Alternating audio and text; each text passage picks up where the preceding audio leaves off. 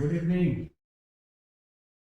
देखिए मेरा स्लोगन है क्या, पढ़ो और बढ़ो, पढ़ो और बढ़ो।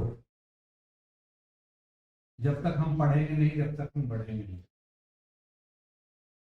अभी लाइब्रेरी एलिजिबिलिटी टेस्ट में कैसे तैयारी किया जाए, इसके बारे में मैं चर्चा कर रहा हूं पिछले 3 दिनों से, और उसी संदर्भ में कैटलॉग पेपर में क्या पढ़ना है और कैसे पढ़ना है, और उससे ऑब्जेक्टिव मल्टीपल चॉइस क्वेश्चंस कैसे निकलता है, सबसे पहले ये समझने की जरूरत। मैंने कहा कि सही दिशा सही दशा होगा, निश्चित कामयाब होंगे। तो आइए चलते हैं, समझते हैं लाइब्रेरी कैटलॉग को कैसे पढ़ा जाए, इस पेपर को कैसे पढ़ा जाए। तो सबसे पहले जो प्रश्न आता है कि कैटलॉग किस शब्द से बना है। जैसे मैंने कल कहा था कि क्लासिफिकेशन क्लासिस से बना, लैटिन शब्द से बना, उसी तरह कैटलॉग ग्रीक वर्ड से बना है, ग्रीक शब्द से। यह प्रश्नों में कई बार आया।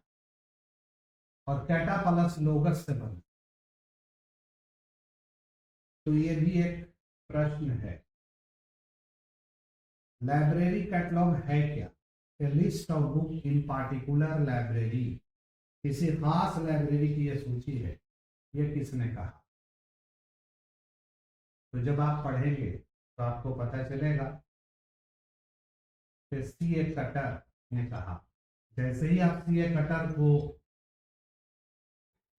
जानेंगे तो आपके दिमाग में यह बात आ जाना चाहिए कि rule for dictionary catalogue, rules for dictionary catalogue किसने दिया? ये एक बार नहीं, 2 बार प्रश्न पूछा गया। तो सी.ए. कटर ने दिया। कब दिया? तो 1876 में दिया। तो सबसे पहले यह समझना है कि पढ़ना क्या है।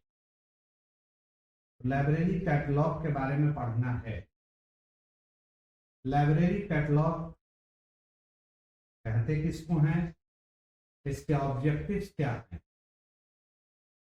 किन किन लोगों ने इस संदर्भ में डिफिनेशन दिया। उसमें डॉक्टर रंगनाथन का, सी.ए. कटर का, मॉरिस का, याद कर लेना, एक एक लाइन का। Physical form of library catalogue में लूज लीफ फॉर्म या शीट फॉर्म, कैटलॉग जो कार्ड फॉर्म है, और मार्क मशीन रीडेबल कैटलॉग बेहतर ढंग से पढ़ना है। कैटलॉग कार्ड से प्रश्न पूछा जाता है कि इसका साइज बताइए। तो आप जिन लोगों ने भी BLIS किया है सभी को पता होगा कि इसका साइज है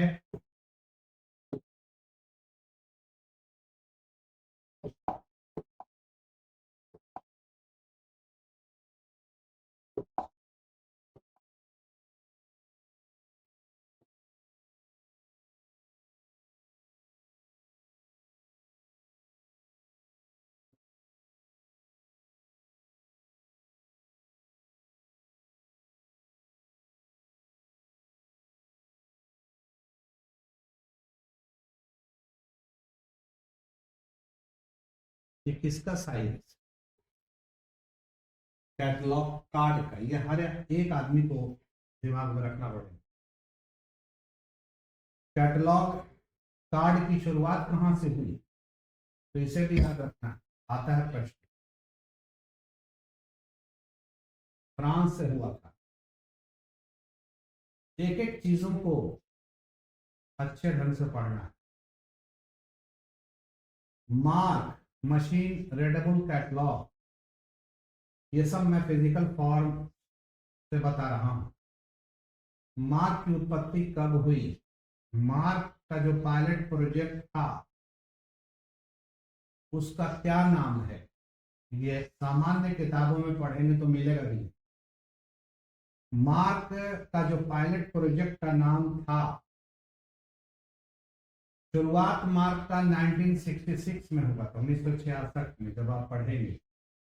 और 16 लाइब्रेरी और लाइब्रेरी ऑफ कांग्रेस, आपको पता होगा कि लाइब्रेरी ऑफ कांग्रेस दुनिया के सबसे बड़ी लाइब्रेरी है, one of the biggest and one of the richest library in the world. और ये नेशनल लाइब्रेरी है यूएसए का। इसकी स्थापना 1800 में हुई थी। ये सब ऑब्जेक्टिव है जो मैं बोल रहा हूँ।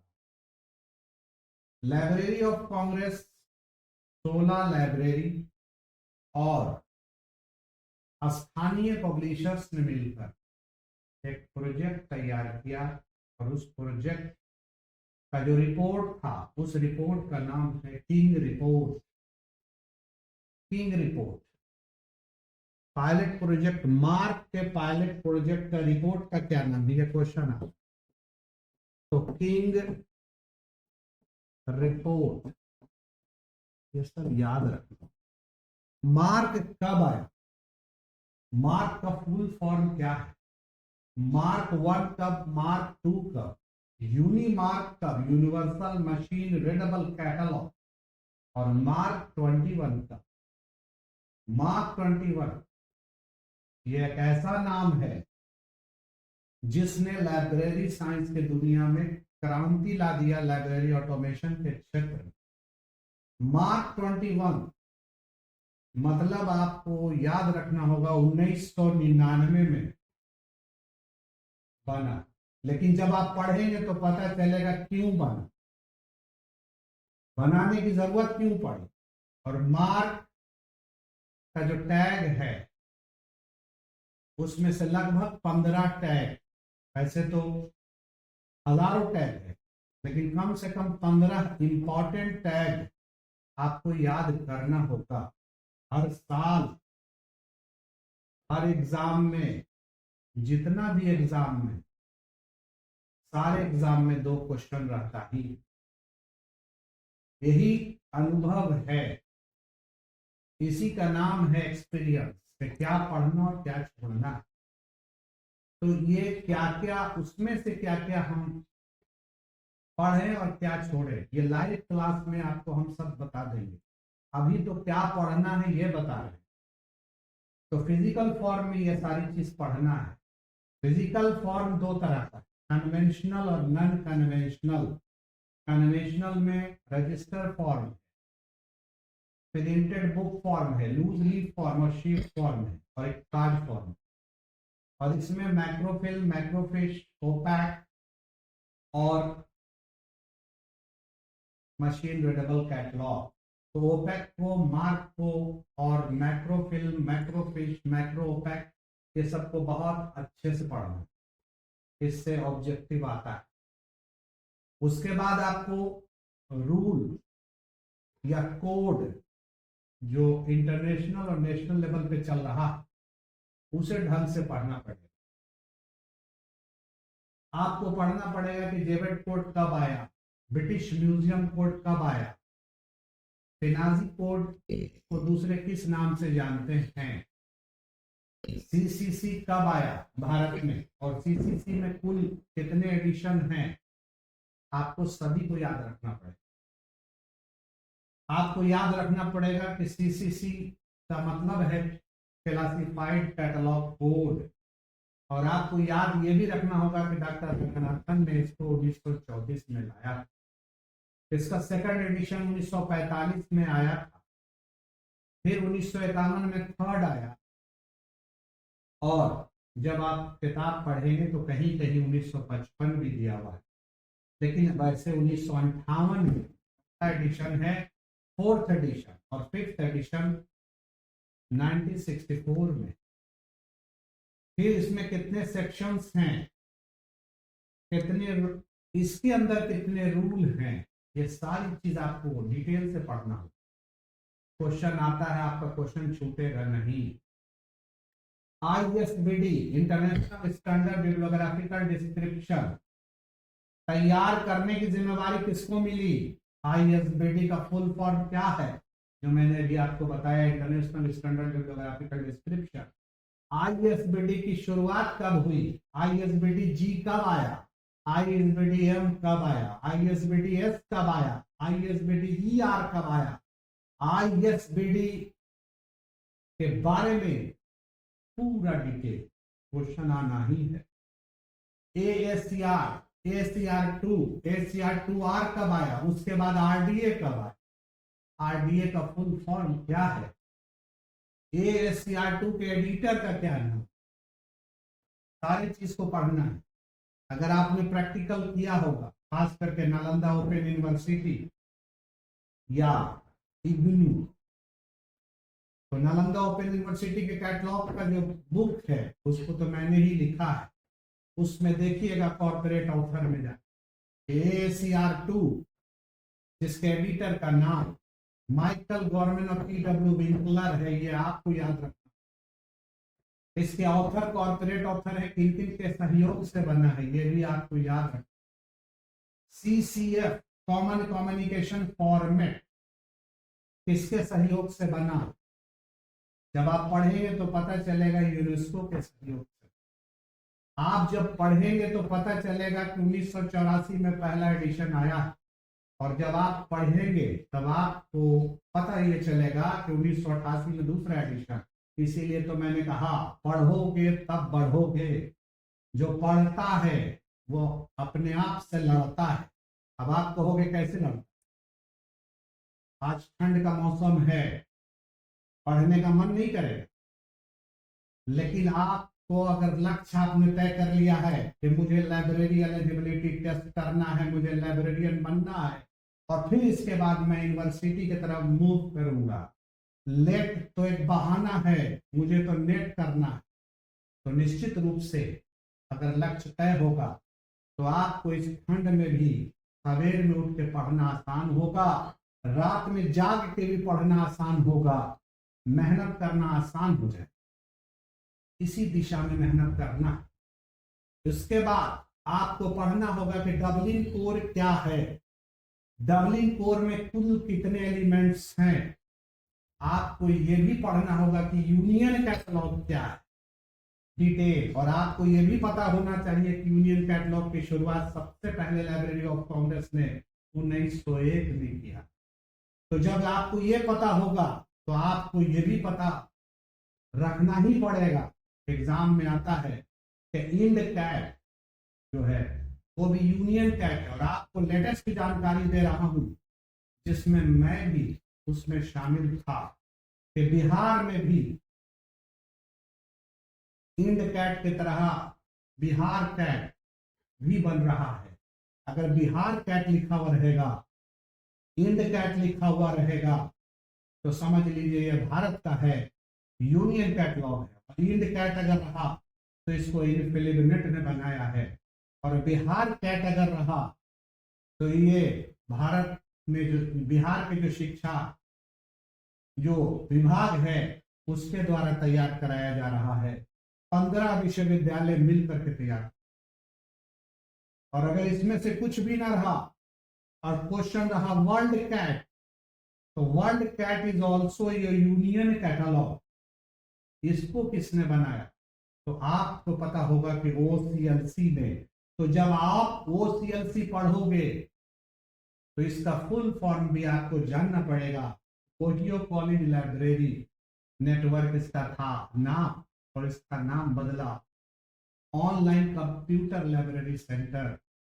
इसमें इंटर लाइब्रेरी लोन सेवा कब शुरू की गई, इसमें कुल कितने प्रोडक्ट्स हैं, इसके डेटाबेस की संख्या क्या है, हर एक चीज आपको जानना पड़ेगा। और आप जानेंगे, मुझे पता है कि आप मेहनती लोग हैं, आप लेबर करने वाले लोग हैं, और आप पूरे मन के साथ, पूरे दृढ़ संकल्प के साथ आप पढ़ाई करेंगे। मुझे इस बात की पूरी पूरी उम्मीद है, मैं आपका साथ दूंगा। आपको मैं लाइव में एक एक चीज को खोल खोल करके पढ़ा दूंगा, एक एक चीज को बता देंगे। तो ये सब जब पढ़ेंगे तो सेंट्रलाइज्ड कैटलॉग और कोऑपरेटिव कैटलॉग भी पढ़ना होगा।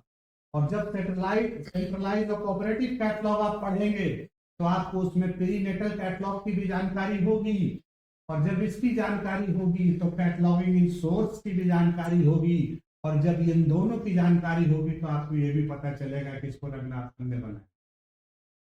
और जब आप पढ़ेंगे तो इसी में पता चलेगा कि सीआईपी का फुल फॉर्म कैटलॉगिंग इन पब्लिकेशन होता है, और सीआईपी जो है रंगनाथन ने जो प्रीनेटल बनाया था उसी का एक तरह से कहा जाए तो कॉपी है, और इसको लाइब्रेरी ऑफ कांग्रेस ने तैयार किया है, और 1971 में इसको प्रथम बार तैयार किया गया। और जब आप यूनिवर्सिटी लेवल में जाएंगे काम करने के लिए तो स्वयं आप देखेंगे कि सीआईपी कैसे बुक में कैटलॉगिंग इन पब्लिकेशंस कैसे उसमें रहता है, बना हुआ रहता है सीआईपी। तो इस सारी चीज को अगर ढंग से आप पढ़ेंगे निश्चित आप कामयाब हो जाएंगे, कोई आपको रोक नहीं सकता, आपको कोई दबा नहीं सकता, आप निश्चित तौर पे कामयाब हो जाएंगे।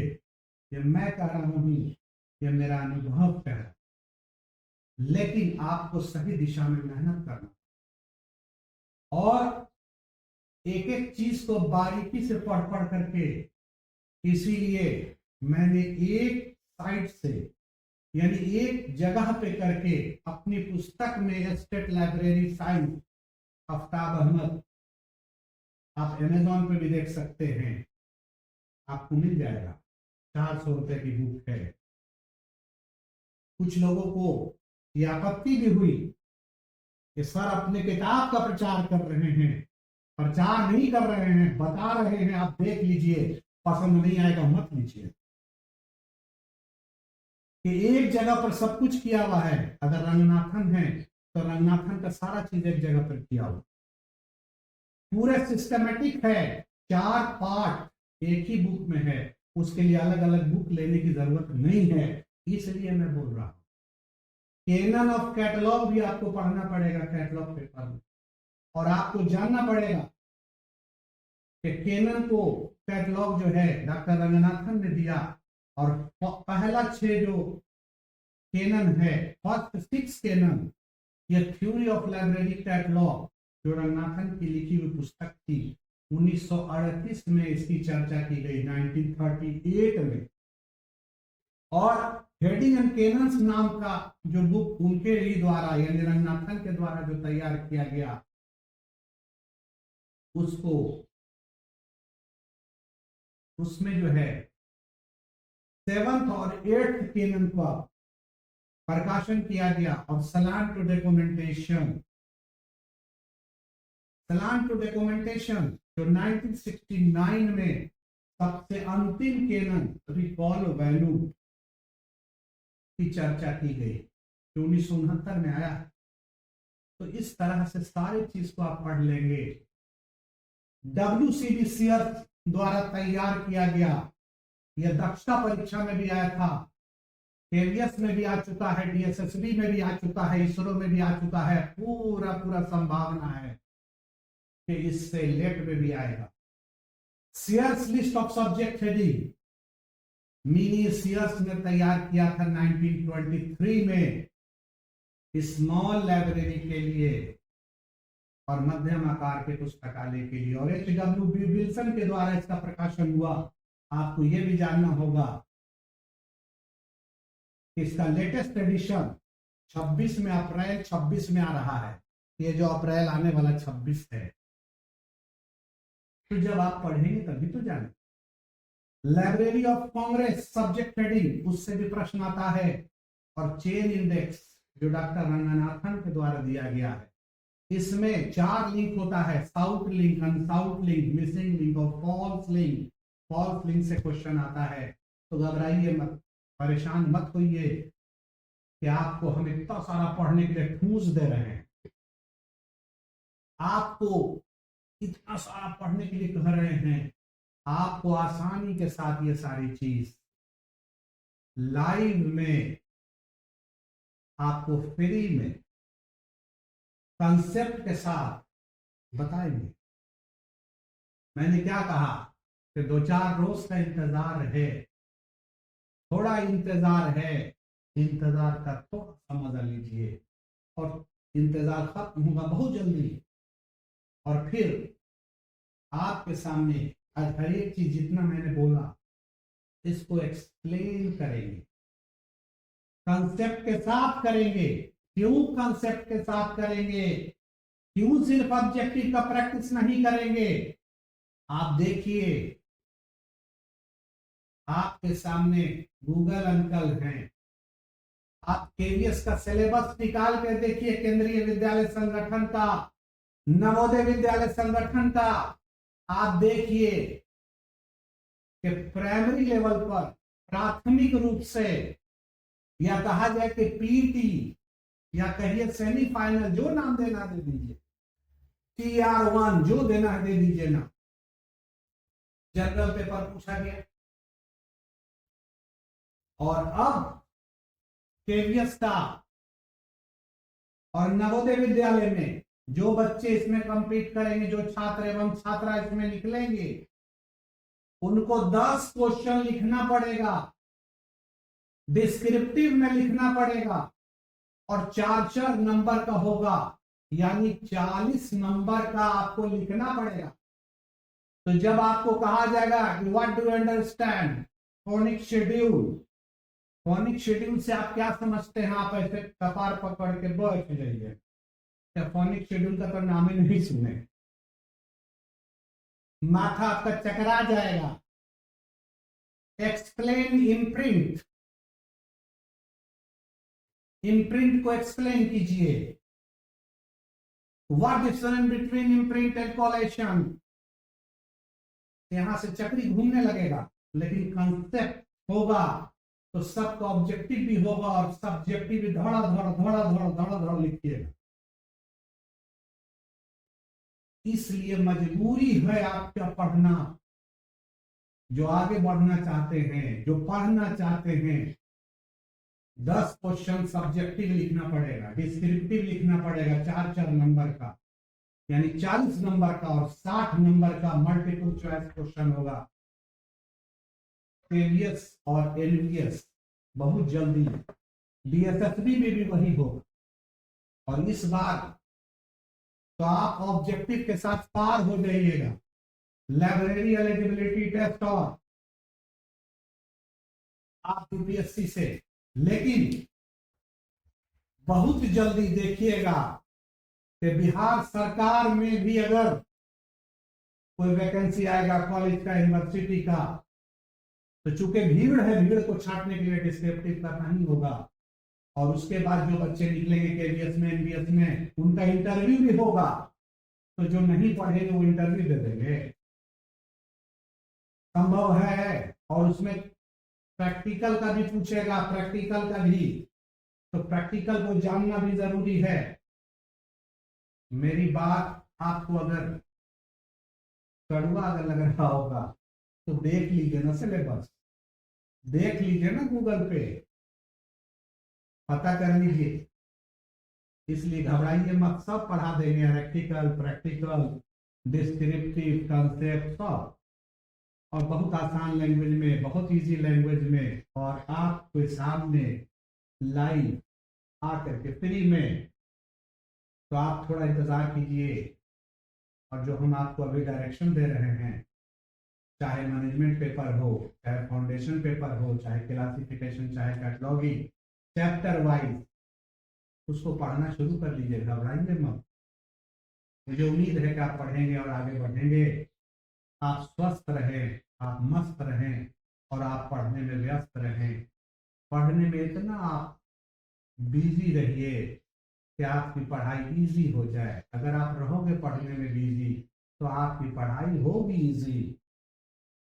तो शब खैर, गुड नाइट, आदाब, बाय बाय, टाटा।